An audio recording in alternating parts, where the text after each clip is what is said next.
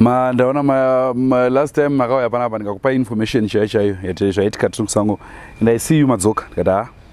no it's really zvinhu zvakanaka kuti mude kuziva kuti nyika yenyu yakabva kupi uye nyika yenyu inopindana nei zvine zvichiitika mazuva atiri anaya handiti zvinhu zvekuti zvaitoitika tiri kusango mazuva atanga tiri kusaidu. Alright, saka nai comrade takusvika nguva yeChristmas. Ndingada kuziva kuti mimi nguva yeChristmas nguva yenyu muri kuhondo kuchinyakare maita nezvei, maita sei? Christmas wabvunza wagona mufana unoziva mufana unoziva mufana wabvunza mubvunzo wakanaka mufana mufana taiti tiri kusango uko handitika that was the critical time yechimurenga nekuti panguva iyoyo muwenga aitoziva because Christmas yanga iri tradition nekuti muwenga anga atoinfiltrator handiti Christmas yanga yanga kuti muwenga anga atoinfiltrator mumaruwa mese omo vanhu vaiziva kuti kupera kwegore varume vaibva kumatauni vachienda maruwa handiti vachinowinga nechikafu vachiuya nechii vachiuya namagrosari vachiuya nezvekudya vachiuya nezvakasiyana siyana panguva iyoyo madzimai aipemberawo vanhu vairasa muswe handiti zvino vakomana isusu manje tainzwana mukoma nekuti taiita zvinhu zvine chikoma mukati taiti tapinda mumaruwa kudaiwo so paidyiwa nyama paidyiwa zvese even twasikana twaidyiwa. Ko maitawo here zvemagifts nguva iyoyo? Magifts ataisangana nawo anga akaoma mazuva iwayo. I remember vakomana vangu vari kumusoro because vanga vasingasungwi waiti ukasungwa vanga vasingakete hondo military tactics vanobvira ndasungwe muchimurenga mufana isusu taitoti kana murungu tamuona muwenga achiuya handitoza kuti panapa ndauda kusungwa panapa you would find ways of getting out of it. Wandoona wese wakasungwa wakete waya tienda mberi nguva ino yeChristmas manje maakuraramawo sei? Zvinhu zvakaoma nguva ino yeChristmas pasina kare waite kunosvika pamaruwa watongoona mombe totongoti ingaidoneyo yotodona pasina mubvunzo waive nadzo mvura yacho yainaya zvekuti wadzimu wedu wanambuya nanda waisvikira pavanhu vakasiyana siyana munharaunda dzakasiyana siyana handiti waingonongo wangosvika apa wasvika apa toti mombe ngaidone yodona zvineko zvinezvi ungati vanhu vashoma shoma vari kungodonhedza mombe dzacho. Imimi semusiri kukwanisa kudonhedza mombe? I think ndine trauma. Pane imwe battle yatakambopinda 71 yanga iri 2072 24 December. It was very traumatic because papa ripekuti warungu waiuyawo wengi wachibva nepakamanika kudai isu takatoita cow information kudhara handiti cow information yedu yanga iri yekuti wakauya towamedza handiti vose pataishandisa matactics akaita sekuti would go barefoot kuhondo taenda barefoot for mobility purposes handiti waiti kana kauya kuti danu zvino I remember classically it was 71 72 akauya muwengi so ndakatiza njimhaya nemombe so wakamona mombe dzichibowa it was so traumatic zvekuti ndikada kutotema ng'ombe kana kuuraya mombe ka inini wacho ndotopedza ndotoita emotion ndotanga kutochema. I understand. Saka gore rino kupera kwaraita uku chii chamungade kutaurawo pamusoro pa2020?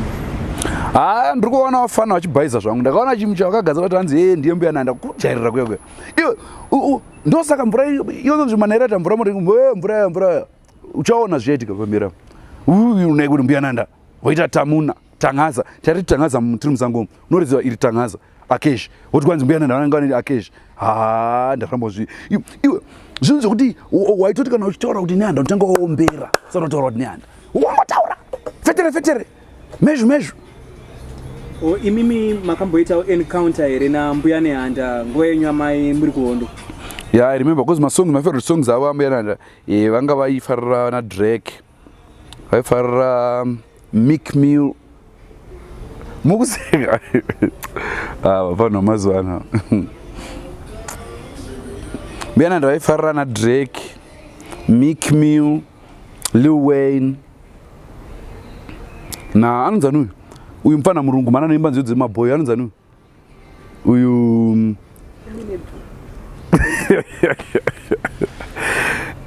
vaifarira uyu mufana anonzani mufana usho uyu murungu mane Eminem handiti if the real Slim Shady please stand up because song here aitori yambuya Nanda vanga vari Slim Shady but kana uzotokwanzi munhu ane tangazo raindigogaza haiwa kujairira but level racho hamini vafana vamazona vasina vision vafana vasina vision saka imimiwo sevanhu vakashanda nekubatana mbuya neHanda kare manga makaconsultwawo here uumba uwawo husati hwaitwa I think papakaitwa sorry parodi pangu pandogara panapa there's a lot of traffic tiri kuhondo magrenade aikandwa noise saka handikwanisi kugara pano pasina noise saka mungazoti inyi noise iri kuita imoti chii inyaya kuti inini patori nenjanji dai zvitima zvacho tiri kufamba handiti makazotongozotengesa zvitima zvese kuti angosara misoro yezvitima chete dai zvacho tiri kufamba zvitima zvese kudai wainzoti yanga iri noise so panyaya neHanda pakaitwa hapana nyatsokonsultiwa pakakonsultwa vanhu vanga vari wrong handiti tiri kuti murenga tiri musango mukam kuno vakomana waida zvetangaza zvetamunhu handiti I think ndo wakakonsultiwa because how can you put such disrespect pamutupo kuti mbuya Nanda hazvigonizvo kuti kwai Nicki Minaj kuita mbuya Nanda Nicki Minaj alright saka imimi muri kureva kuti hamufariri tangaza here aiwa handorida tangaza rodiwa nemunhu wese asi ungoti pane pekuriisa nepekuri kuonera because mustreet maiva makunetsa kuti ndichimira ndirabe ndakatarisa ndotarisa mbuya sei kana ndiwo imainstay vakatungamira kare because I tell you there was an incident yakaitika 73-74 no ipapo tatodetained tata kuZambia 77 I think ukatarira zvinhu zvakawanda zvaitika kuhondo makey events aitika kuhondo aiitika munguva yefestive season mudharatongo paakadonha tatabva watrena vafana vanatongo yakadonha 26 December 79 everything so you realize kuti tiri kuhondo soka so many things would happen during this period and this time is time yekuti vanhu vangadai vachicelebrate vachifara vachidya vachiguta ndopaona mahwindi akatisona nevanhu and even this year is a bad year yeah saka imimi mune Christmas message here yamuda kupawo vechidiki vari kuona kunzoko pane song yataiimba tiri kuhondo mbuya neHanda kufa vachitaura shwa kuti tonotora sei nyika ino joko rimwe ravakatiudza tora gidi uzvitonge tadzoka kuhondo shuwa here takamhanya tikavaka mbuya neHanda vane chivaka shure kuti zvidini ndo message yandoda kubvunza vanhu kuti imimi muchizviona imimi tinosvika kupi nyika iri kuenda kupi Mabhunu free I think chakavezwa neMabhunu free chinhu chacho isusu tine chedu chatiri kugadzira muchachiona munyuye but otherwise hondo yairwiwa and right now we are prepared to defend the legacy third Chimurenga tichitangira pachistage cheche ndinotenda zvangu handizii kana muchine chimwe chamungada kutaurawo ndangoti Merry Christmas Happy New Year mbuya Nanda vaigara vachitaura vachiti nanasekuru kagwina nachaminuka vachitaura namukwati vachiti maScandinavian countries vakamavisitor they went there for maholidays I think kunana inonzi chii kuholiday kwakaenda nachaminuka nanani inonzi kumaMaldives and then like vachiti tofanira kuchinja zimwe kuti inge iri maMaldives saka right now titongori neproject yekuti Kariba tofanira kutovaka beach ipapo to make sure vanhu vanofara so that mudzimu yemagandanga vakafa vanhu vaya inovapisika yodzoka zvakare yotitungamirira Mwari dai vatikomborera tinotenda comrade nekuva nenguva yamatipawo tine mimzora navo viva Zimbabwe viva viva Zimbabwe viva yaiti yadaro mufana wazoti hondo yatsvuka mufana ipapo aiti kana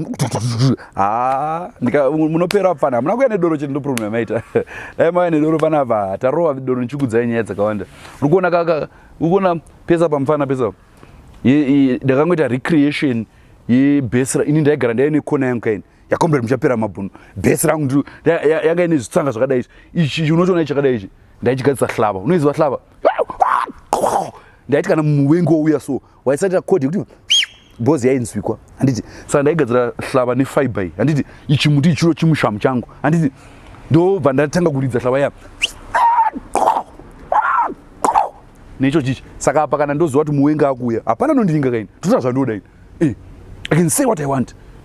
kuti the president must go president weBeria yedu Beria society zvido zvavanhu ngaaende because gore rapera tichiviga vanhu murupasa tine Beria society inonzi zvido zvavanhu ndakabva kutafunga ndaive kutafunga ndinoda tafunga yanga isina wetafunga wauya wetafunga gadzirira Iberia ndiyo nzira yedu tiri munamo tiri saka song yachanga isina motivation handiti but zvido zvevanhu ndo ine kana tafa unonovigwa nani kumusha zvinondichungurudza ndidzo nhamo dziya dzinotichungu saka president wachona taura kuti achibva tisemu thanks vafana magona regai ndimbosakurira ndimboona kuti zvinobuda here thanks comrade handitika good vafana right iyo mfana unza fotla dzangu ndimborova fotla panapa mfana ka wadzima nditi ukapinda mune mbanje dzandadziri umu mfana umu potairova kambanje musango idzi unorova here mfana unorova mbanje here dzakawandira ona pesi pakapfumvura green izo svika mfana havasviki goshi tokarinei kana polisi haisvike pano mfana iwe ndonzi comrade muchapera Mabhunu kana kuti comrade muchapera mese because hapana anosvika ukangasvika pano uri Mabhunu mune lake wafana imi unotairidza tairova pfuti mfana but zvimwe techingowedzerera mfana unongoziva udekatsambotsvuka everyday hataingorwa ka1 pagore ichichi